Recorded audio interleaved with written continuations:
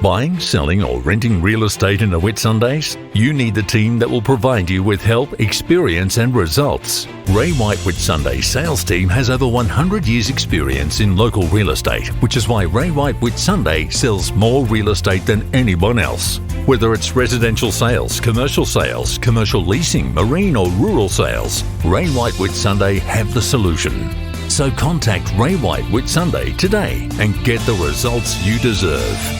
It's 8:30. It's time for our weekly real estate market report. Thanks to Ray White Whitsundays. And this morning we're talking to Paul Skinner, a sales agent with Ray White. Good morning, Paul. Yeah, good morning, Tom. Well, this morning I wanted to talk about property pricing, in particular the difference between no set price and a fixed price that may or may not be negotiable. What are the advantages and disadvantages to both of those? Well, when you list a property with a price, buyers have a clear understanding of the property's value right from the start.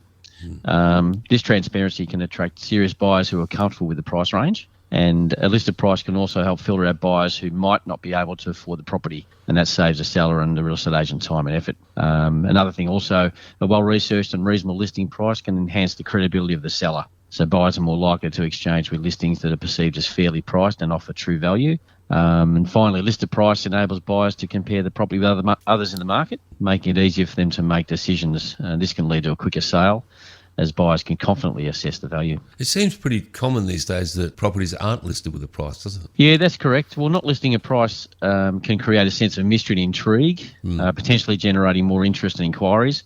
And some buyers might be intrigued enough to contact the agent, so it gives them a bit of incentive to call us. Not specifying a price also allows for more negotiation flexibility. The buyer and seller can engage in discussions to find a mutually acceptable price that takes into account various factors. For unique and high-end properties, not listing a price can be a way to gauge buyer interest before revealing a potentially high value. And as we're seeing in a rapidly changing market, not listing a price might provide the seller opportunity to assess buyer sentiment and adjust the price based on buyer feedback. You're an auctioneer with Ray White Whitsundays. Are there advantages in taking a property to auction compared with the more traditional way of selling? For example, placing the property on the market and waiting for a buyer? Yeah, there are two options, Tom. You've got the auction and a fixed price, which is known as private treaty. Now, properties listed with a fixed price have a predetermined amount the sellers are looking to receive.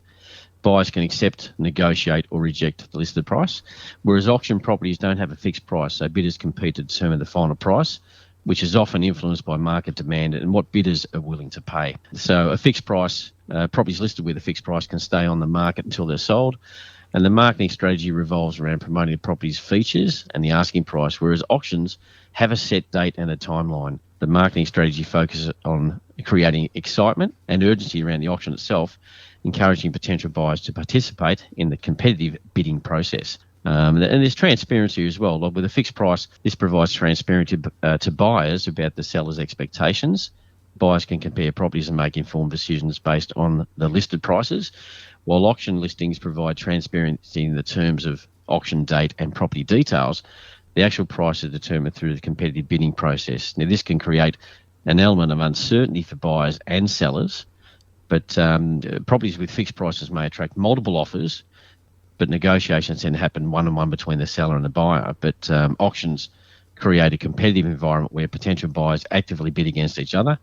This competition can lead to higher prices, especially if multiple bidders are present. For those properties that are listed for auction, can a buyer approach you to purchase that property before the auction? Yeah, it depends on the property, and also it depends on the seller's motivation. So some properties that we do recommend that the property goes to auction because we are confident we'll have a competitive environment. And there are other times as well, if we think that we might be a little bit light on at the auction day, then we obviously sit down with the seller and give them our recommendations and think that maybe it might be good to proceed to sell the property prior. But the other thing is also with auctions comparing to fixed prices, just going back to that, the speed of the sale is important. So if the seller's motivation is to move quickly, the auctions have a fixed date, and normally if we sell under the hammer, it's an unconditional sale, so no building and pest, no finance.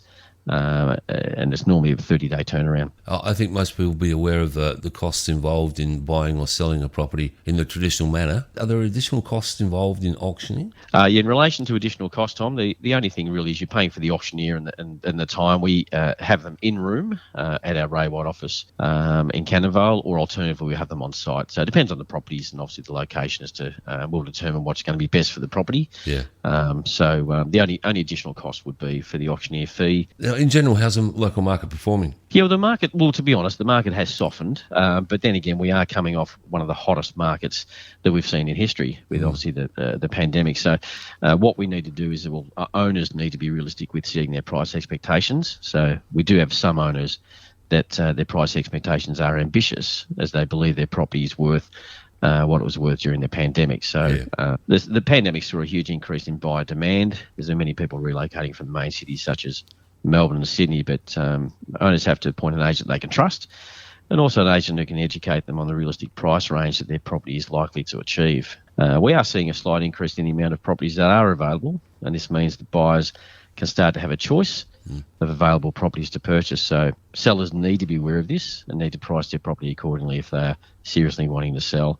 So we are seeing the days on market to stretch out just a little bit more than obviously what they were during the pandemic. But the market, what we find in our office, the market is just basically stabilising, and we're basically getting back to very, very similar market conditions to what we were pre-pandemic. So still very healthy, and there's still buyers out there. If people think the market's we're not selling, we're still selling property and still getting many inquiries.